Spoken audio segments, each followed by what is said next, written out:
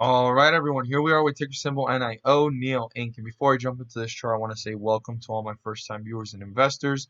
Welcome to my channel, Invest for Tomorrow. Hope you guys find this video helpful and informative, and it means you well. To my subscribers, welcome back, and let's see what this chart has to say. The first thing I want to point out, and I always do when there's a great chance to point it out, I love how chart analysis do show us how resistance levels are turned into support, and then obviously the stock continues to work its way up. And in this case, it worked its way up and then it shot up in an upward direction, turning it into a rocket, and then it leveled off. But very clear here that you could see that chart analysis are helpful. It should be one of your resources, and I'm glad to be here to present them. It should be one of the resources of many to go ahead and have an idea of what's going on for the day. With these cues, you guys know which direction this might be heading and so forth. So I'm really glad I'm able to show how it really works, and it clearly shows it in the charts. The charts speak for themselves, and I just really enjoy seeing when resistance levels are broken and turn into support, and you can see the momentum that's created. For the most part, that's how it should react when resistance levels are tested and proven. I mean, if it kind of hangs out above it and then it falls, then that wasn't used and tested and proven throughout the day. But this is a great example of a chart analysis showing you the resistance level being broken through, used as support, tested and proven, and continuing to break through new resistance levels and newer highs. Let's jump into this chart's new resistance levels and support. So let's go ahead and zoom in what's important for tomorrow. Great day for the bulls.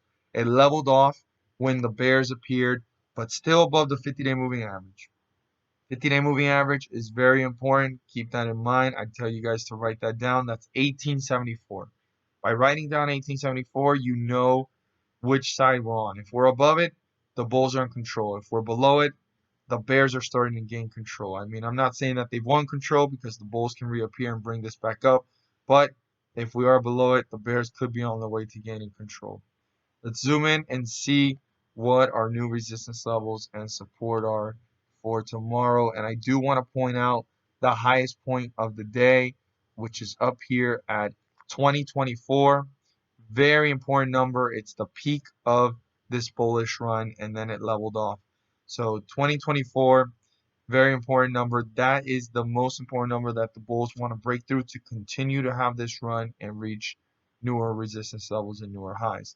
But before breaking through that, they need to break through the first resistance level, which is the second highest point as this started to dip and level off. That is 2009. If the bulls can break through 2009 and turn that into support, they could be on their way to reach newer highs and new resistance levels. After closing at 1935, on the other spectrum of things, we have what the bears want to do. And the bears' goal is to get as close as possible to the 50-day moving average or even break through it to get into bearish territory. But before doing that, they need to break through the support. And our support level is 1917. If 1917 gets broken through, I want to emphasize this, how important it is. I pay very close attention to it because the window is not that big. It's only about a couple cent difference. I mean, 1874 to 1917 is literally a 30 to 40 cent difference. And that difference right there is significant for the bears to start gaining control. So the bulls are going to want to stay above support. They're going to want to use the support once again and continue to work their way up if it reaches close to it. But if it breaks through it, I'd pay very close attention to how quickly is it moving to newer lows and how quickly is it getting closer to the 50-day moving average.